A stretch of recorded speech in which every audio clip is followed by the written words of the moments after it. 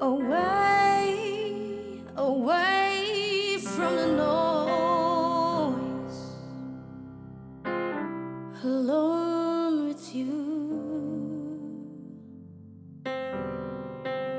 Away,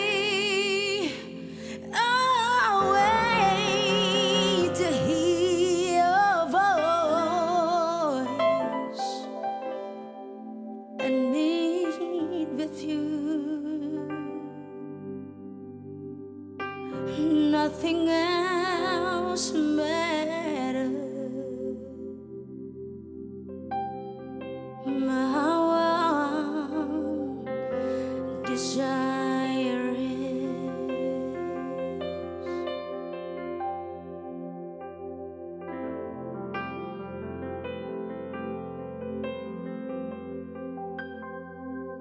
to worship you. I live to worship you. I live to worship you.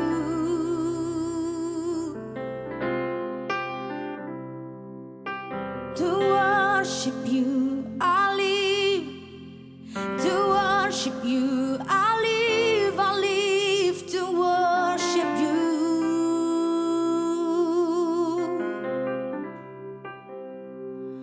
Oh, oh.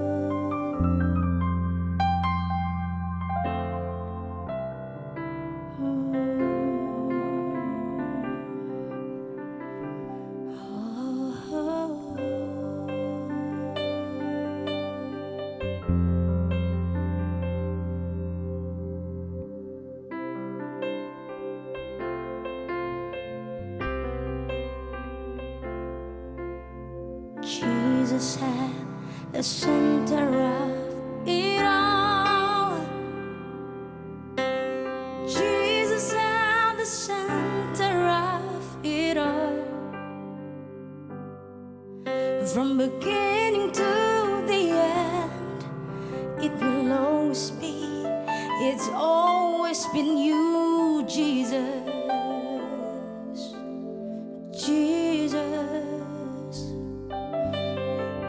Jesus at the center of it all. Jesus at the center of it all. From beginning to the end, it will always be, it's always been you, Jesus. Jesus, nothing else matters. Nothing in this world will do.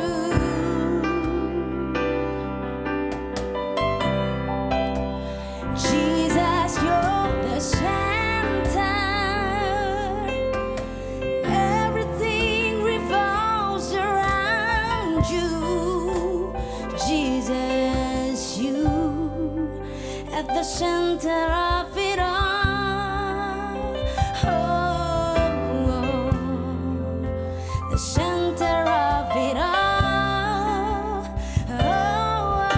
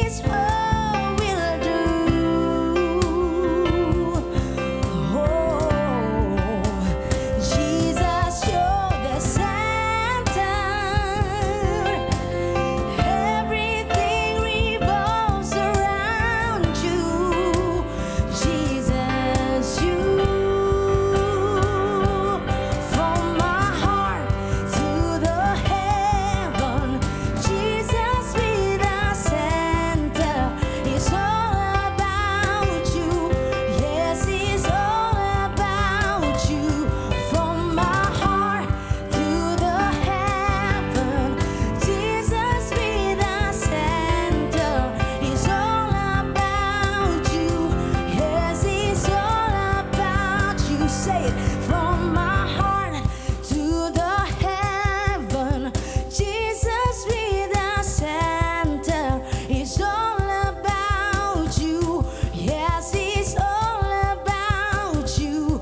From my heart to the heaven, Jesus be the center. It's all about you. Yes, it's all about. From my heart to the heaven, Jesus be the center. It's all about you. Yes, it's all about you. From my heart to the heaven, Jesus be the center. It's all about you. Yes, it's all about you.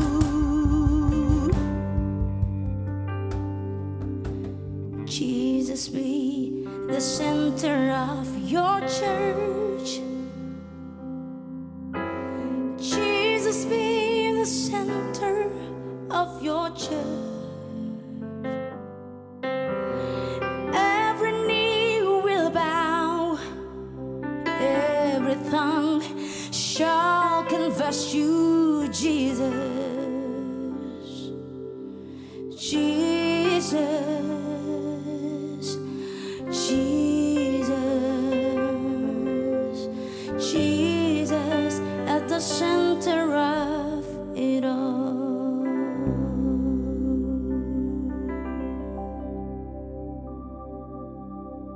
Shalom ladies, wanita terhormat, perempuan yang diberkati Tuhan, puji Tuhan. Tetap semangat, hadapi segala sesuatu dengan semangat. Dengan nama Tuhan dan iman, pasti semuanya akan berubah menjadi baik. Apapun persoalannya, kalau semangat kita kendor, persoalan jadi besar. Tapi kalau semangat kita naik, maka persoalan akan mengecil sesuai dengan porsinya. Terlebih kalau iman kita naik, maka persoalan akan mengecil dan hilang menjadi berkat. Dengan doa-doa kita, iman kita, dan semangat kita, saya yakin tidak ada persoalan yang tidak bisa diatasin. Karena itulah yang Tuhan berikan kepada kita. Itulah kelebihan daripada orang percaya. Karena Tuhan memberikan melalui firman-Nya, kekuatan kuasanya melalui semangat kita, iman kita, dan doa kita. Mari kita tunduk kepala kita berdoa dulu. Terima kasih Tuhan, terima kasih. Saat ini Tuhan kami siap untuk mendengarkan firman-Mu. Firman-Mu Tuhan yang menjadikan langit dan bumi, yang mengubah masa depan kami menjadi baik, yang memberikan harapan, damai sejahtera, sukacita, kemenangan demi kemenangan, dan iman kami semakin bangkit, sehingga segala persoalan, masalah, penyakit, problem yang kami hadapin bukan lagi problem, tetapi berkat yang tersembunyi. Tuhan memberkati kami semua supaya tidak ada satupun orang yang sedih, yang berduka, yang putus asa. Apapun yang terjadi dalam kondisi mereka, mau mereka sendiri diasingkan atau mereka ditinggalkan, tetap Tuhan, Engkau menemani dan bersama dengan kami. Di dalam nama Tuhan Yesus kami sudah mengucap syukur dan berdoa. Haleluya. Amin. Puji Tuhan. Mari kita lihat firman Tuhan dalam kitab Markus pasal 7 ayat yang ke 24 sampai dengan ayat yang ke-30. Saya bacakan. Lalu Yesus berangkat dari situ dan pergi ke daerah Tirus. Ia masuk ke sebuah rumah dan tidak mau bahwa ada orang yang mengetahuinya. Tetapi kedatangannya tidak dapat dirahasiakan. 25. Malah seorang ibu yang anaknya perempuan kerasukan roh jahat segera mendengar tentang dia, lalu datang dan tersungkur di depan kakinya. Sampai di sini dulu. Jadi di sini kita melihat Tuhan Yesus itu, saudara, datang ke tempat-tempat tidak mau digembar-gemborkan. Karena dia datang, dia punya tujuan untuk melayani, untuk memberkati, untuk memulihkan, untuk membagikan, untuk mengajar. Namun kedatangannya tidak bisa dirahasiakan. Selalu terjadi kegemparan. Karena apa? Karena dia mengajar bukan sebagai orang ahli Taurat, tapi dia mengajar sebagai orang berkuasa. Ketika sementara dia mengajar, ada roh jahat yang datang pun, maka dia berfirman, roh jahat itu pun keluar.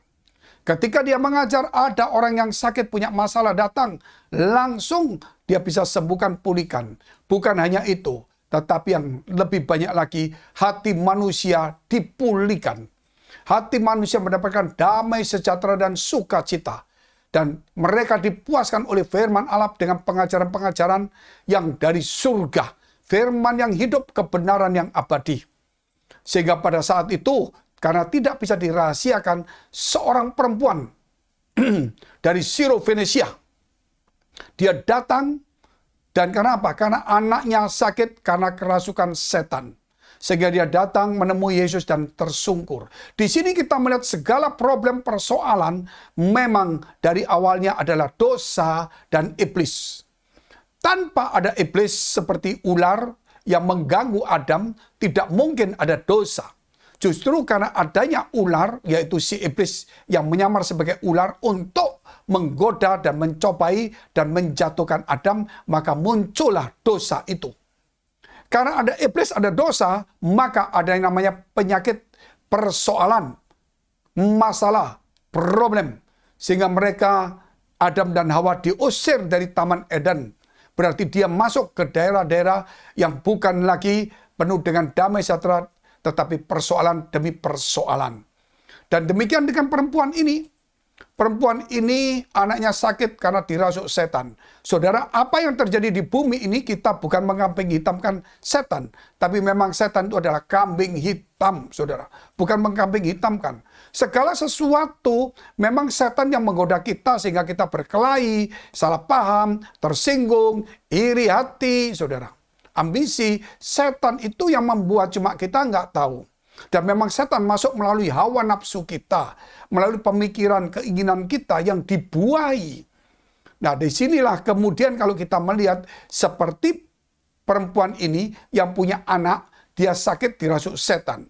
Nah, untuk supaya setan ini keluar, kita harus mencari siapa yang di atas setan. Kalau kita bicara siapa yang di atas setan, tidak ada lagi. Hanya Tuhan saja, saudara. Karena setan itu adalah malaikat yang murtad, malaikat yang berontak, malaikat yang berkhianat. Jadi kalau jangan kaget kalau kita melihat ada anak-anak yang berontak, kita lihat ada jemaat yang berontak, yang murtad, saudara. Ada juga kita lihat yang berkhianat seperti Yudas Iskariot. Jangan terkejut. Karena di surga dulu setan seperti itu. Dulu malaikat, kemudian dia melakukan seperti itu. Dan kemudian kalau kita melihat siapakah setan itu? Firman Tuhan dalam kitab Yohanes pasal 10 mengatakan bahwa dialah yang membunuh, ya, yang menghancurkan, menipu manusia sejak awal.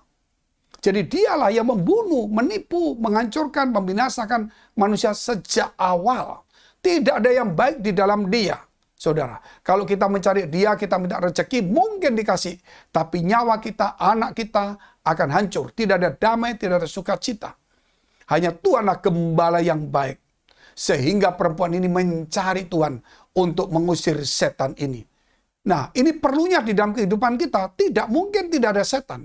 Setan itu, saudara, bukan ada di kuburan saja. Setan itu berkeliaran di sekitar kita. Dan yang paling ditakutkan adalah di pikiran dan di hati kita. Yang selalu membisiki hal-hal yang jahat, hal-hal yang tidak damai, berkelahi, hal-hal yang merusak hubungan kita dengan sesama dan juga dengan Tuhan. Nah, ini setan-setan ini yang ada sekeliling kita.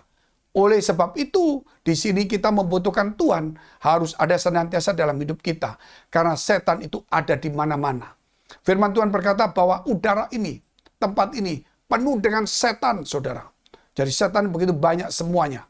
Tetapi tetap saja, jikalau hidup kita bersama dengan Tuhan, tentunya dia cuma berkeliaran. Karena dia tidak berani, apalagi ada Roh Kudus dan firman yang hidup. Saudara yang dikasihi Tuhan, kalau kita melihat, kenapa ada makanan itu sampai didatangi lalat? Kenapa makanan kita didatangi lalat? Karena makanan kita dingin. Kalau makanan kita panas, lalat tidak bisa datang. Oleh sebab itu, rohani kita harus panas terus. Rohani kita harus bergelora. Rohani kita harus berkobar-kobar terus. Iman kita, roh kita harus berkobar-kobar. Jadi setan pun seperti lalat tidak bisa hinggap pada kita. Hanya cuma berkitar-kitar. Mendekat pun takut. Demikian kemudian perempuan ini mendekati kepada Yesus. Dan kemudian meminta tolong. Kita lihat terus ayatnya. Perempuan itu seorang Yunani bangsa Siro-Fenisia. Ia memohon kepada Yesus untuk mengusir setan itu dari anaknya. 27. Lalu Yesus berkata kepadanya, biarlah anak-anak kenyang dahulu, sebab tidak patut mengambil roti yang disediakan bagi anak-anak dan melemparkannya kepada anjing.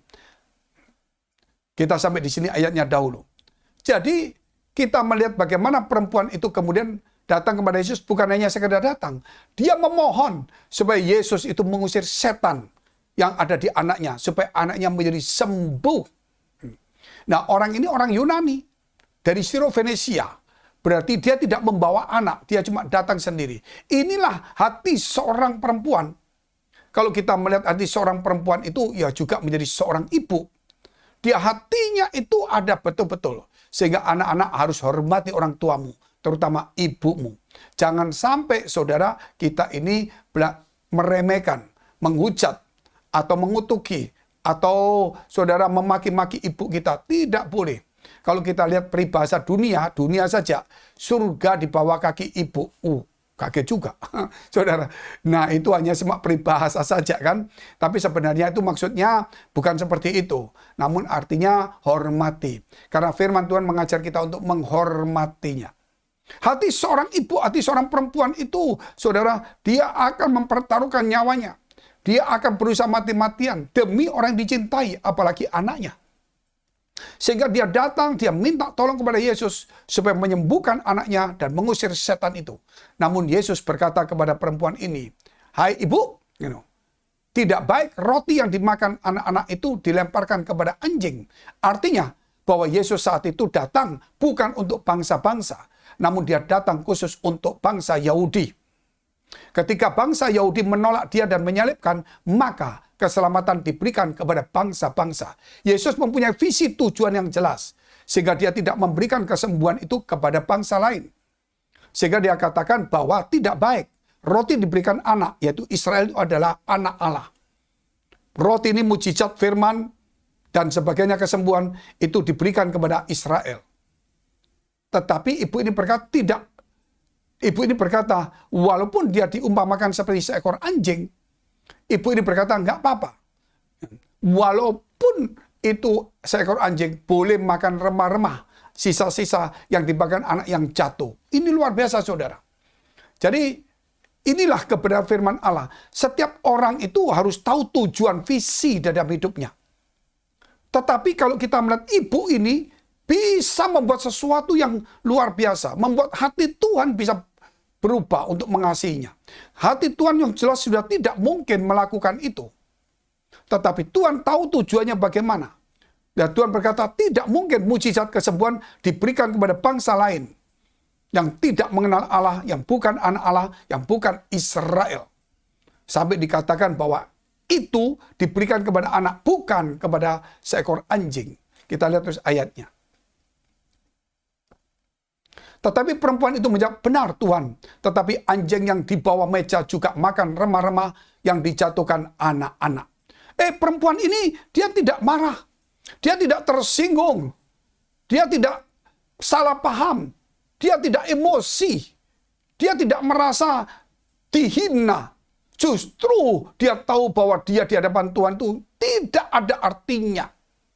Bahkan dia juga dikatakan walaupun seekor anjing makan remah-remah pun dia masih belum layak di hadapan Tuhan, saudara. Karena Tuhan adalah pencipta. Kalau firman Tuhan berkata bahwa manusia itu dikatakan debu, cacing, saudara, sama seperti itu. Nah, perempuan ini sikapnya luar biasa. Dia rendah hati, dia tidak tersinggung. Dia bisa menjawab dengan bagus, dia menempatkan dirinya dengan baik. Dia bisa menempatkan Tuhan di atasnya. Dia tahu keberadaan dia sebagai orang yang memang belum layak di hadapan Tuhan. Dia bukan orang yang sombong, tetapi orang yang rendah hati. Orang yang rendah hati ketika direndahkan, dia tidak merasa rendah. Orang yang tinggi hati ketika direndahkan merasa rendah sehingga dia marah. Jadi firman Allah berkata, kita harus rendah hati dan merendahkan diri. Sehingga ketika orang merendahkan kita, kita tidak merasa rendah. Kita tetap sama. Dan kita tidak tersinggung, kita tidak marah. Banyak orang ketika direndahkan marah, berarti dia punya harga atau dia punya ketinggian sehingga dia merasa direndahkan, dia marah. Itulah sesuatu yang salah. saudara. Nah, inilah yang kemudian terjadi. Kemudian ibu itu berkata, benar, anjing pun boleh makan remah-remah yang jatuh dari anak-anak. Artinya memang mujizat tidak layak bagiku orang Yunani, untuk orang Israel. Memang kesembuhan tidak layak untuk aku, karena aku orang berdosa. Memang mujizat, firman itu, berkat itu tidak layak untuk aku, karena aku orang pendosa. Tetapi Tuhan, biarlah aku tuh mengambil sisa-sisanya saja yang tidak layak. Mungkin yang terbuang, yang tersisa, mungkin itu hanya sisa sedikit, biarlah aku mengambilnya. Maka saudara, inilah orang yang rendah hati. Dia tidak merasa terhina, dia tidak mundur, dia tidak pulang, dia tidak marah. Tetapi dia tetap bertahan dengan kerendahan hatinya. Walaupun dia berkata demikian, namun apa yang terjadi? Tuhan bisa merubah kata-katanya. Tuhan bisa melakukan apa yang sebenarnya tidak dia lakukan. Karena kata-kata dia. Kita lihat terus ayatnya. Maka kata Yesus kepada perempuan itu, karena kata-katamu itu pergilah sekarang, sebab setan itu sudah keluar dari anakmu. Sekali lagi, maka kata Yesus kepada perempuan itu, karena kata-katamu itu pergilah sekarang, sebab setan itu sudah keluar dari anakmu. Luar biasa. Yesus tidak datang kepada rumah orang itu, anak itu tidak datang dibawa kepada Yesus, Yesus tidak tumpang tangan, anak itu tidak datang minta tolong, tetapi ibu ini hanya sebagai perantara tolong. Hanya melalui kata-kata ibu ini yang diurapi oleh Tuhan. Anak yang jauh sekali bisa disembuhkan. Setannya bisa keluar tanpa diusir, tanpa diurapi, tanpa tumpang tangan, tanpa didoakan. Hanya oleh kata-kata ibu ini yang diurapi Tuhan. Oleh sebab itu jaga perkataan kita. Karena kata-kata kita adalah kata-kata yang diurapi. Kata-kata yang penuh kuasa dan yang beriman. Firman Tuhan berkata, mati hidup dikuasai lidah. Siapa menggemakan akan makan buahnya. Oleh sebab itu para ladies, wanita terhormat, perempuan yang diberkati Tuhan, mulai hari ini jaga perkataan kita. Karena perkataan kita itu mengandung kuasa. Kata-kata kita ini diurapi Tuhan, maka setan dari jauh bisa diusir. Kata-kata kita yang diurapi Tuhan, maka berkat kesembuhan mujizat dari jauh pun terjadi. Jangan sampai kata-kata kita mulai gosip, fitnah. Jangan lagi kritik, jangan lagi ngomongin orang lain. Sekarang dalam zaman masa pandemi, semua orang lagi banyak susah. Orang rugi, nipu orang, ditipu orang, nggak bisa bayar, angsuran nggak bisa bayar sewa, nggak bisa bayar kredit. Semua orang lagi kena. Jangan ngomongin, karena kita sendiri kena. Sehingga ketika dia di gereja, kalau dia bilang, maaf bu, saya lagi susah, saya maaf ya, enggak berani cerita, karena saya utang nggak bayar. Ibu, jangan bilang begitu, karena kita semua sama-sama punya kesulitan yang sama. Kita datang kepada Tuhan. Kalau kita nggak ada kesulitan, kita nggak datang. Biar kata-katamu ibu diurapi Tuhan. Supaya kesulitanmu, persoalanmu, setan, masalah, hutang itu boleh diselesaikan. Luar biasa sekali. Saudara, maka kita lihat ayat selanjutnya. Kita lihat ayat yang ke-30. Perempuan itu pulang ke rumahnya, lalu didapatinya anak itu berbaring di tempat tidur, sedang setan itu sudah keluar, sudah sembuh. Setan itu sudah keluar oleh karena kata-kata dari perempuan atau ibu. Hari ini saya mau memberitahu kepada para perempuan, juga kepada ibu-ibu. Oh, saya belum menikah. Sebentar lagi seorang perempuan itu masa jayanya umur 16 sampai dengan 24, 23. Setelah 25 dia menikah, maka masa jaya kewanitaannya yang cantik, yang apa, sudah menjadi seorang ibu kalau dia sudah menikah. Mulai dia urus anak, dulu dia pakai kuku, pakai warna merah, hijau, muka yang make up, baju yang bagus, sekarang nggak bisa. Kadang-kadang dia gendong anak, anaknya itu ya kencing gitu saudara, atau juga mungkin ya macam-macam lah, buang kotoran. Jadi ibu itu terpaksa seperti itu. Tetapi di sini kita melihat bagaimana perjuangan seorang ibu. Seorang ibu itu harus mengasihi anaknya. Nah, kita melihat ini bagaimana perjuangan seorang ibu terhadap anaknya. Jadi saya inginkan supaya para ibu-ibu, kasihlah anak-anakmu, didiklah, doakanlah, kata-katakanlah yang bagus kepada Tuhan. Jangan ketika anakmu nakal, saudara bilang setan. Jangan anakmu nakal ketika engkau mengutuki. Jangan. Sekarang apapun anakmu yang begitu menyakiti hatimu, yang begitu mungkin dia narkoba, menghabiskan uangmu, Cobalah katakan yang positif kepada Tuhan. Tuhan, berkatilah anakku ini. Anakku dirasuk setan judi. Tuhan, lepaskan setan narkoba dari anakku. Tuhan, lepaskan setan dari apa pada anakku yang mabuk dan penipu dan malas. Tuhan, lepaskan. Saya yakin kata-kata itu diurapi dan akan terjadi. Daripada kita mengumpat, daripada kita memaki-maki anak kita. Mungkin tanpa sadar kita emosi, ya, bisa. Tetapi tidak boleh terus-menerus. Kita harus belajar memakai kata-kata kita dengan bagus. Persoalan apapun engkau, hai ladies, apapun yang kamu hadapin persoalan, tidak ada satu manusia yang tidak menghadapi persoalan.